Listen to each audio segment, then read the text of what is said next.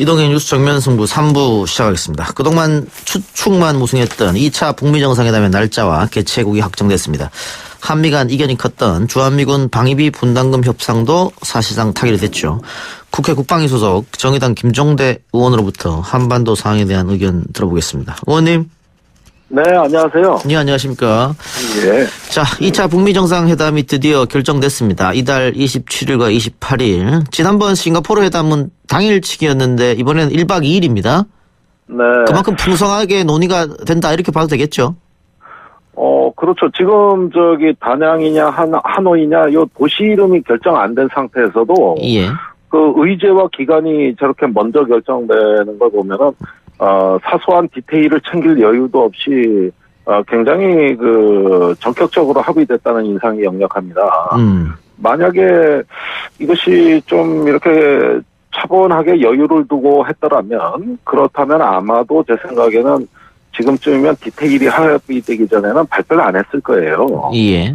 그러나 지금 시간 계획이라든가 심지어 도시도 아직까지 확정이 안 된 것 같은데, 이런 거 하나를 보더라도 북미가 전격적으로 결심을 했다는 표현이 어울릴 것 같습니다. 지금 비건이 평양에 가 있지 않습니까? 네. 이것도 지난번에는 판문점에서 구체적 논의가 있었는데 이번에는 직접 평양으로 갔다. 그것도 우리 측 인사들과 회의를 한 뒤에 지난번과 많이 달라졌다 이렇게 봐도 되는 거 아닙니까? 예, 그렇죠.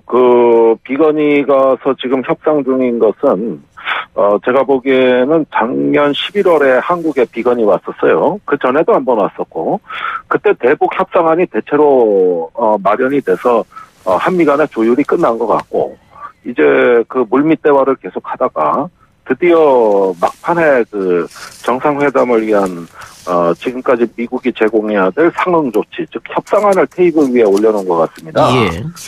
그러니까 그 중요성이랄까 무게는 이루 말할 수 없을 정도로 지금 아주 대단한 상황까지 오게 된 거죠. 예. 지금 언론 보도를 보면 북한이 영변 핵시설을 폐기한다든가 혹은 ICBM에 대해서 폐기한다든가 이런 조치를 내놓으면 상응 조치로 미국에서 금강산 관광이나 개성공단을 열어준다 이런 얘기가 나오는데 의원님 어떻게 보십니까? 제 생각에는 그렇게 전격적으로 열어주어서 이제 다량의 현금 벌크 캐시라고 합니다. 예. 이것이 북한에 흘러 들어가는 상황은 합의가 될 것 같지는 않습니다. 그렇게 되면 모든 제재에 이제 빗장을 다 풀어주는 거기 때문에. 예. 어쩌면은 제 생각에는 현물로 제공하는 방식이라든가 다른 우회로가 있지 않은가 생각이 들어요. 예를 들면은 그렇게 한꺼번에 현금이 아니라 채무로 적립하고 당분간은 현물 지원만 용인한다든지 뭔가 이런 유연성을 발휘할 수 있는 우회로를 찾고 있는 거 아닌가. 그러다 보면은 당장 현찰은 안 되더라도 어음은 지급할 수 있는 거거든요. 근데 그런 걸 찾고 있는 것 같습니다. 의원님 말씀대로 된다면 북한이 기대하는 상응 조치는 이루어지지 않는 거 아니에요? 근데 북한의 상응 조치라는 것이 제가 보기에는 이제까지 어떤 경제 제재 틀을 뛰어넘는 뭔가 좀 파격적인 걸 원하는 것 같고, 제가 작년 11월에 북한에 갔었어요. 예. 그래서 아태평화위 관계자들하고 이렇게 대화를 나누면서 느낀 것은 북한이 할 만큼 다 해주고 양보 조치를 했는데 왜 이렇게 빡빡하냐. 예. 이제 통 큰 결심할 수 없냐. 이런 얘기들을 굉장히 많이 하더라고요. 그러니까요. 예. 그런 걸로 봤을 때는 역시 뭔가 북한의 어떤 기대치, 이거는 예를 들면 이런 겁니다. 심창위가 인당수까지는 간 겁니다. 예. 그러니까 공약미 300석이 아직 안 보이는 거예요, 지금. 그러니까 선주 나오라 그래가지고 이제 단판을 짓는 형식이 돼버린 것이고. 예. 그러면은 단판이 제대로 안 되면 막판에 무산될 가능성도 혹시 있습니까? 그런데 이제 정상회담이 합의가 되고 정상외교가 작동한다는 뜻은 미국의 협상안을 이미 북한이 다 알고 있다는 얘기고, 그것을 위한 마지막 조율 과정이라고 보기 때문에 저는 희망적이라고 봅니다. 희망적이다. 네. 예. 알겠습니다. 자, 그런데 일각에서 벌써 베트남에서 북한과 미국 정상의 만남뿐만 아니고 또 이 한국과 중국의 정상도 같이 만날 것이다 이런 얘기도 나오고 있는데 실현 가능성 어떻게 보세요? 대단히 희박하게 봅니다. 예. 사실 이번 회담에 이제 미중 정상회담이 이어져 있다는 점, 그다음에 또 문재인 대통령이 날라가가지고 3자 종전선언 또는 4자 종전선언까지 할 수 있지 않느냐 이런 성급한 관측까지 나오는 건 사실입니다만은 예. 그건 굉장히 저는 신중하게 봅니다. 그렇게 종전선언 문제가 합의될 거라면은 지금까지 3자냐 4자냐로 진통을 겪었을 일도 없거든요. 그런 점에서는 이것은 어디까지나 북미 간의 비핵화에 대한 협상안을 놓고 비핵화의 시간표라도 만들면 성공인데 예. 그런데 벌써 종전선언을 단순히 북미 관계를 초월해서 중국이 선까지 이제 간다든가 하는 건 너무나 먼 얘기고 사실은 우리 정부하고는 3자 종전선언도 중국의 반대로 지금 더 이상 추진되기 어려운 상황이거든요. 예. 예, 그런 점에서는 아직까지 한계는 인정해야 된다. 저는 그렇게 봅니다. 근데 지금 중국 일정을 보면요. 트럼프 대통령과 시진핑 주석이 만날 날짜가 네. 2월 말 아니면 3월 초밖에 없거든요. 거기다가 네. 그 청와대는 그 사자가 만나는 거에 대해서 완전히 가능성을 닫은 건 아닌 것처럼 이야기를 했단 말이죠. 네. 약간의 기대감 필요 없습니까? 그러니까 이 4자 종전 선언이라는 건 이제 미국, 중국까지 포함해 남북해서 4자 아닙니까? 예. 근데 여태까지 이게 바로 지난 6개월간 북미가 교착 상태에 빠진 핵심 원인입니다. 예. 싱가포르에서 공개적으로 발표는 안 됐지만 종전 선언을 하자고 한 것은 3자 종전 선언을 뜻한 겁니다. 예. 당시에는 남북미 3자 종전 선언을 합의를 한 것이지 4자 종전 선언을 합의한 적이 없어요. 그런데 예. 작년 8월부터 갑자기 북한에서 북중 정상회담이 끝나고 나가지고 북한 쪽이 4자 종전 선언을 외치고 나왔거든요. 예. 그러면서 중국에서는 자기들이 패싱이 된 말하자면은 3자 종전 선언은 결연히 반대한다는 입장을 표명하기에 이르릅니다. 예. 이런 상태에서 더 이상 진척이 안 된 것은 중국을 참여시켰을 때 미국은 중국의 압력에 밀리는 형국이 돼버리는 거니까 응할 수가 없었던 것이죠. 그런 만큼 중국이 포함되는 4자 종전선언도 제 생각에는 미중하고 별도의 조율이라든가 대화가 있어야지 그러지 않은 상태에서 이거를 덜컥 미국이 받아준다? 저는 조금 생각하기 어렵다고 봅니다. 예. 그럼 어쨌든 북미 정상회담은 예정돼 있고요. 또 네. 끝나고 미중 정상회담도 예정이 돼 있고 그러면은 3월 안에 김정은 위원장이 서울로 답방하는 시나리오 생각해봐도 됩니까? 저는 답방의 시나리오는 어느 정도 경제 제재에 대한 완화 조치가 가시화되고 또 이 북미 간의 비핵화에 대한 일정이 희망적일 때는 김정은 위원장이 답방할 가능성이 크다고 봅니다. 그런데 작년에 이제 온다 그러고 안 왔던 거 아닙니까? 예. 그거는 뭐냐면은 북미가 교착 상태에 빠져 있었기 때문이에요. 예. 그런 만큼 이번에 희망적으로 회담이 마무리되고 그러면서 이제 비핵화에 대한 어떤 공감대와 북미 신뢰가 확보된다면 그때는 김정은 위원장의 답방 가능성은 굉장히 높아진다고 진단합니다. 그 북미 정상회담 결과에 따라서 답방 여부가 결정된다 이 말씀이죠. 그렇습니다. 예, 알겠습니다.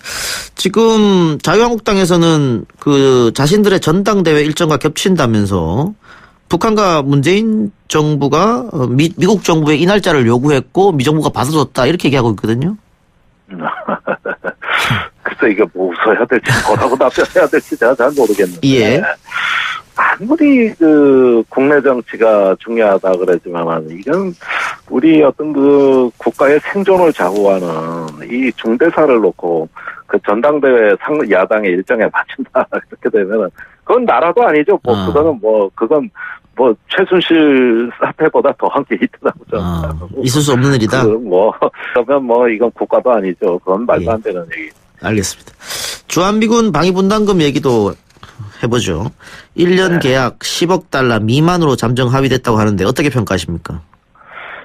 자, 이 부분은 우리 정부가 다소 불리한 상황이 있었던 것 같아요. 예. 뭐냐면은 2월까지 합의가 안 되면 지금 4월에 주한미군의 우리 한국인 고용원들이 월급이 나가야 되는데 이게 지금 합의가 안 되면은 고용 대란이 일어나게 생겼습니다. 예. 그래서 우리 정부는 내심 어떤 식으로든 2월까지는 합의해 준다는 생각을 갖고 있었어요. 안 그러면은 약 한 4천 명이 거의 4천 명 되는 우리 그 근속 노동자들이 해고될 무급휴가로 들어갈 상황이었거든요.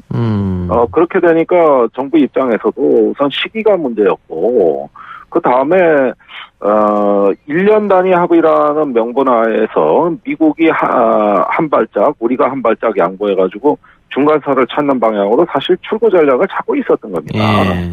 그것이 이번에 우리가 보는 결과라고 말씀드릴 수가 있고, 그런 만큼 제가 보기에는 내년도로 가장 중요한 협상을 2월에 벌인 거예요. 예. 이제 내년에 다시 협상을 해야 되니까 1년밖에 효력이 없는 협상을 했으니까 그런 점에서는 절충하는 방식으로 그냥 출구 전략을 찾았다. 예, 제 생각에는 미국도 그렇게 섭섭하지 않을 것 같아요. 어쨌든 우리 측 입장은 그 10억 달러가 심리적 상한선이기 때문에 그걸 이제 넘기지 않는 것. 그리고 유효기간을 3에서 5년 주장했는데 그거는 이제 안 받아들여졌고 미국이 이야기한 대로 1년이 됐는데 그 독일, 일본과 비교해서 그냥 수치로 놓고 보면 우리가 훨씬 적게 낸다 분담금을. 그런데 GDP 대비하면은 독일, 일본보다 우리가 많이 낸다 이런 얘기가 있던데 어느 게 정답입니까? 우선 계산 방식의 차이가 있어요. 예. 일본 같은 경우 방위비 분담금에 제일 많이 차지하는 게 뭐냐면 민간인 사유지를 미군 기지로 제공하고 그 임대료를 일본 정부가 대신 내주는 겁니다. 이게 방위비 분담금 액수 중에서 가장 크거든요. 그런데 우리는 어떻습니까? 그냥 무상으로 토지 줘버리고 마는데 이거는 방위비 분담금에 포함이 안 되거든요. 그러니까 즉 간접 지원비는 다 빼고 얘기하는 거니까 상대적 비교 자체가 곤란하고, 그런 면에서 직접 지원비를 따진다 하더라도 우리는 굵직굵직한 큰 지원 금액은 전부 간접 지원으로 빠져 있기 때문에 이거는 단순 비교도 곤란합니다. 그렇다 하더라도 거칠게 비교한다 치더라도 저희가 전 세계에서 가장 높은 그 분담비를 내고 있는 건 엄연히 사실이기 때문에 우리 정부가 결연하게 버텨야 된다고 저는 생각합니다. 좀 버텨야 된다? 네. 알겠습니다. 자, 마지막으로 혹시 그 북미 간 실무 협상 과정에서 주한미군 철수 문제는 혹시 거론될까요? 그것은 저번에 김정은 위원장이 직접 언급했다시피 이 주한미군은 이제 북한도 더 이상 문제 삼지 않겠다. 이런 그 입장을 확고히 했습니다. 이거는 8월에 김정은 위원장이 직접 얘기한 거기 때문에 이번에는 의제 자체가 될 수가 없다. 더군다나 북한이 바라보는 동아시아의 지정학이라는 게 이제 실체를 드러내고 있는데 주한미군은 앞으로 중국과 일본이 지역 패권 경쟁을 할 때 하나의 지역적 균형자라고 보는 겁니다. 그러니까 중국이 이제 뭐 동북 3성 4성 얘기하고 있고, 일본이 이제 군사 대국화되면서 집단 자위권을 행사하면서 또 북한에 압박을 해 들어오는 이때 미군이 철수해가지고 힘의 진공 상태가 초래된다면은 오히려 더 많은 외환이 초래된다고 보는 거거든요. 그런 점에서 주한미군은 과거와 같이 적대국의 군대가 아니라 이제 동북아시아의 균형자로서 보는 것 같아요. 그것이 새로운 북한이 보는 지정학이고 또 미국에 접근하고 있는 하나의 지금의 정세 판단이 아닐까. 그런 점에서는 주한미군 문제는 원만히 해결될 수 있다고 저는 확신합니다. 예. 그 주한미군의 존재가 나쁠 게 없다 이렇게 판단한다는 거죠? 그렇습니다. 그 의미만 바뀌면 되는 것이죠. 북한을 붕괴시키기 위한 군대가 아니라 아시아의 균형자로서 이렇게 지역의 어떤 그 새로운 패권을 억제하는 역할만 한다면 북한은 이해할 수 있다. 이런 지정학적인 사고에 이르는 것 같습니다. 알겠습니다. 의원님 오늘 바쁜데 시간 내주셔서 감사합니다. 네, 고맙습니다. 네, 지금까지 정의당 김종대 의원이었습니다.